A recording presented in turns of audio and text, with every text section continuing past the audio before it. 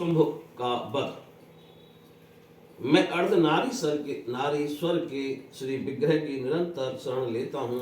उसका वर्ण बंदूक पुष्प और सुवर्ण के समान रक्त पीत मिश्रित है तथा वह अपनी भुजाओं में सुंदर अक्षमाला, पास, अंकुश और वरद मुद्रा धारण करता है। अर्धचंद्र उसका आभूषण है तथा वह 3 नेत्रों से सुशोभित है।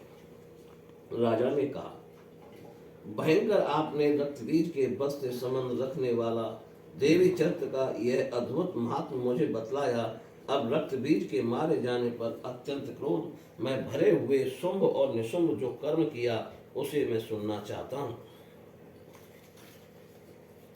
ऋषि कहते हैं, राजन, युद्ध में रक्तबीज तथा अन्य दैत्यों के मारे जाने पर शुंभ और निशुंभ के क्रोध की सीमा न रही। अपनी विशाल सेना इस प्रकार मारी जाती देख निशुंभ अमरस में भरकर देवी की ओर दौड़ा।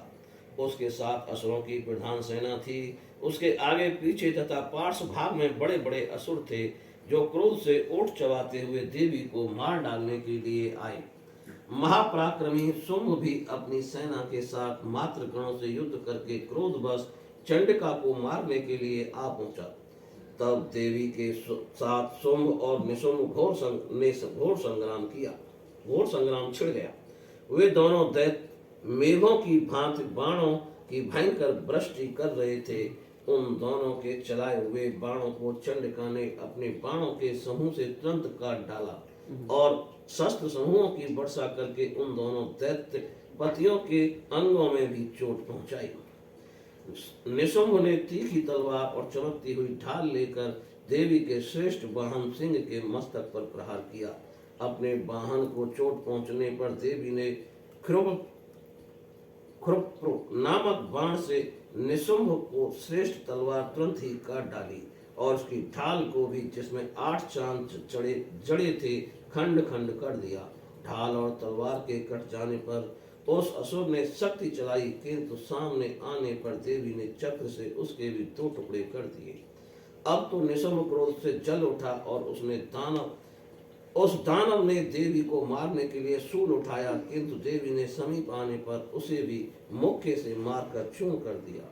तब उसने गदा घुमाकर चंडी के ऊपर चलाई, परंतु वह भी देवी के त्रिशूल से कटकर भस्म हो गई। तदंतर दैत्यराज निशुंभ को फरसा हाथ में लेकर आते देख देवी ने बाण समूहों से घायल कर धरती पर सुला दिया।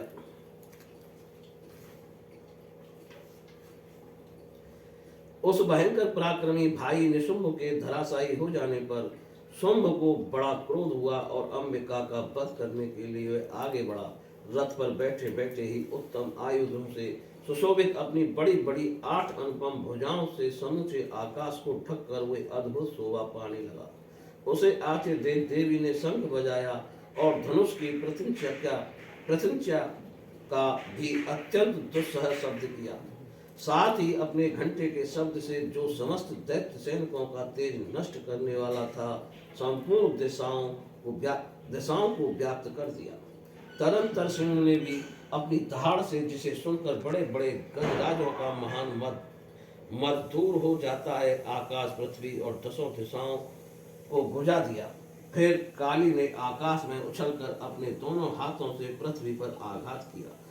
उससे ऐसा भयंकर शब्द हुआ जिससे पहले के सभी शब्द शांत हो गए। तत्पश्चात शिवदूती ने दैत्यों के लिए अमंगल जनक अट्ठास किया। इन शब्दों को सुनकर समस्त असुर थर्रा उठे, किंतु शुंभ को बड़ा क्रोध हुआ।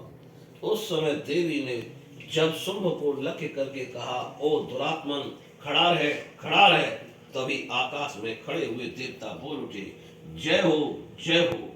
शुंभ ने वहां आकर ज्वालाओं से युक्त अत्यंत भयानक शक्ति चलाई। अग्निमय पर्वत के समान आती हुई उस शक्ति को देवी ने बड़े भारी लुके से दूर घटा दिया। उस समय शुंभ के सिंहनाद से तीनों लोग गूंज उठे। राजन, उसकी प्रतिध्वनि से वज्रपात के समान भयानक शब्द हुआ, जिसने अन्य शब्दों को जीत लिया। शुंभ के चलाए हुए बाणों के देवी ने और देवी के चलाए हुए बाणों के शुंभ ने अपने भयंकर बाणों द्वारा सैकड़ों और हजारों टुकड़े कर दिए। तब क्रोध में भरी हुई चंडिका ने शुंभ को शूल से मारा। उसके आघात से मूर्छित हो वो पृथ्वी पर गिर पड़ा। इतने में ही शुंभ को चेतना हुई और उसने धनुष हाथ में लेकर बाणों द्वारा देवी काली तथा सिंह को घायल कर डाला। फिर उस दैत्यराज ने 10,000 बाहें बनाकर चक्रों के प्रहार से चंडिका को आच्छादित कर दिया। जब दुर्गम पीड़ा का नाश करने वाली भगवती दुर्गा ने कुपित होकर अपने बाणों से उन चक्रों तथा बाणों को काट गिराया। यह देख निशुंभ दैत्य सेना के साथ चंडिका का वध करने के लिए हाथ में गदा ले बड़े वेग से दौड़ा।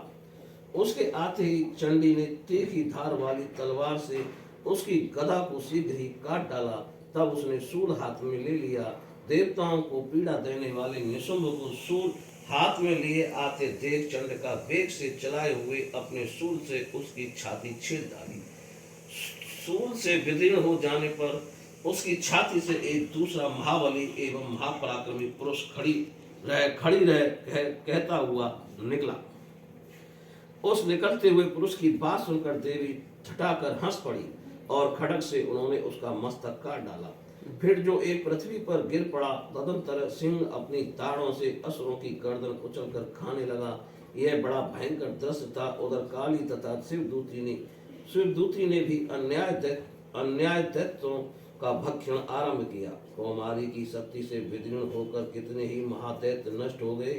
ब्रह्मांडी के मंत्रपूर्ण जल से निस्तेज होकर कितने ही भाग खड़े हुए। कितने ही दैत्य माहेश्वरी के त्रिशूल से छिन्न भिन्न होकर धराशायी हो गए। बाराही के तुतुन के आघात से कितनों का पृथ्वी पर कचूमर निकल गया। वैष्णवी ने भी अपने चक्र से दानवों के टुकड़े टुकड़े कर डाले। ऐन्द्री के हाथ से छूटे हुए वज्र से भी कितने ही प्राणों से हाथ धो बैठे।